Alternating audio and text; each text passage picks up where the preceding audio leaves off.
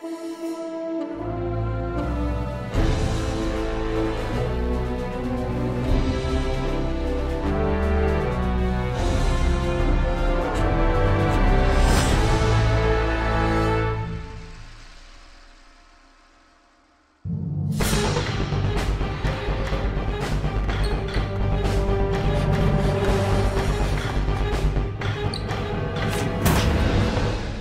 you, Tiny Tim. You're just making it worse for yourself. Yeah, you idiot. Just making it worse. Leave me alone! I didn't do nothing to you! Leave me alone! You kids are supposed to be asleep right now, not terrorizing each other. It was them. I was just All right, trying come to... on. No one likes a squealer. But... Look, you have to live here for a while, kid. Try to get along. And you two, you sicken me. I'll be talking to the senior administrator about this. But I thought you said no narking. Hey, I don't care if you like me. I just work here. Now go to bed. Was it time in the bad old days? My own time living in this place when I was part of a gang of bullies like those two. Maybe that's why they turned my stomach so much. Maybe it's just that I've really changed these past 2 years. Do you think I've changed? Have I done okay? Of course, he never answers. He's never there when I turn on the light either. But just the same, I can feel him watching, judging. Making sure I live up to my end of the deal. You live in Gotham your whole life. And you never know if he's real or not. But trust me, he is.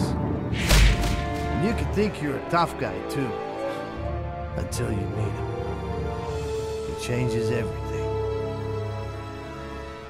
Give me the gun. Now. I wasn't gonna, I never... You didn't fire this weapon. No, oh God, no. I'm not like that. I never fired a gun in my life. I've done some bad stuff, stealing, fighting, stuff like that, but I was just coming along tonight for show. I didn't think... No, you didn't. Give me another chance. Please? What? I'm not a bad guy. I swear, I can turn my life around. Just give me a chance. Don't put me back behind bars. Give me your driver's license. And let me go. With a warning. Don't make me regret this, David Thompson. And that's how my world changed. Because when you know that he's watching you, you feel him everywhere. In any dark corner. At first that made me afraid. I was jumping at every shadow, waiting for him to decide I'd let him down. But after a while, it started to be a comfort, a reason not to mess up. And like I said, after you meet Batman, nothing is ever the same again. He becomes part of you, changes the way you look at the world.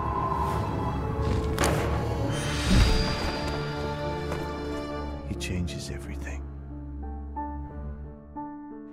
I know it's just my fantasy. I know he's not there. I'm a gnat to him. He probably forgot me the minute I ran out of that warehouse 2 years ago. So maybe I'm crazy to still feel him watching me after all this time. But all I know is he's kept me honest, and I wouldn't have it any other way.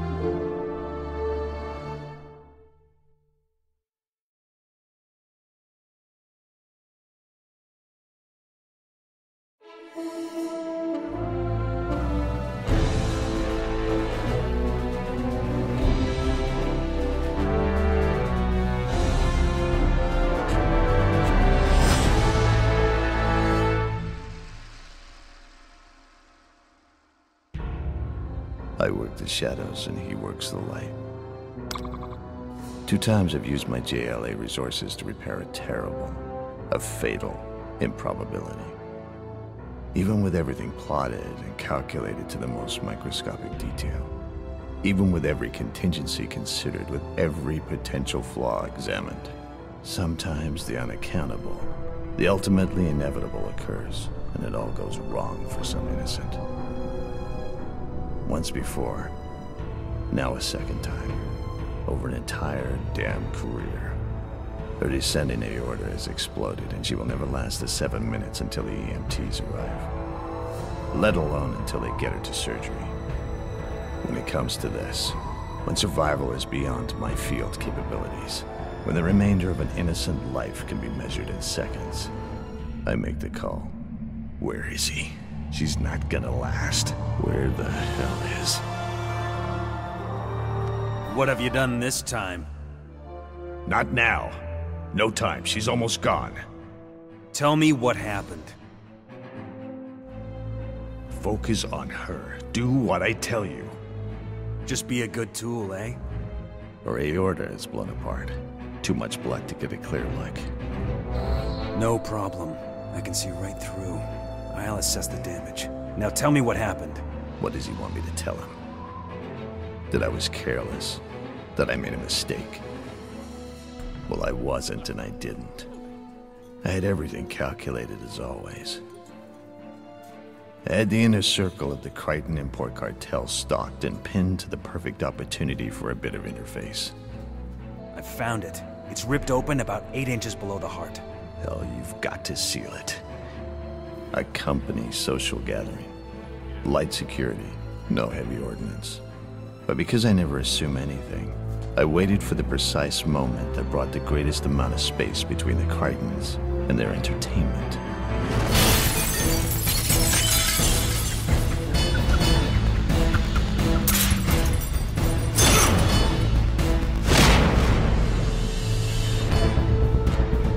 Except for one loose cannon who had broken the company code and had somehow smuggled his piece past their internal security. In a split second before I could incapacitate him, the idiot hurried an ineffectual, meaningless shot. That took a crazy bounce. And another unfortunate casualty in the war on crime. I'm done. That ought to hold. She'll survive transport to the hospital. Thank God. I owe you. You owe me twice over. And maybe you owe others too. How many times have you called Supergirl John Jones? Never. Only you. Still, 2 times your vigilante tactics would have led to the death of an innocent, if I didn't have such a talented acquaintance. That's true. My connections allow me to take chances I couldn't otherwise. But this was not the result of my taking chances. I do not take chances with lives. I calculate everything. And once in a very great while, none of that matters. certainly, but the way you push the limits, I'm amazed you've only called twice. Don't pull high and mighty on me. You know I do what needs to be done. 2 times over an entire career. Is 2 times too many? Above all else, we should do no harm. I just might leave you to the consequences of your actions. No, you won't. You need someone like me, walking the trenches. This isn't the way it was supposed to be. We're supposed to be better than this.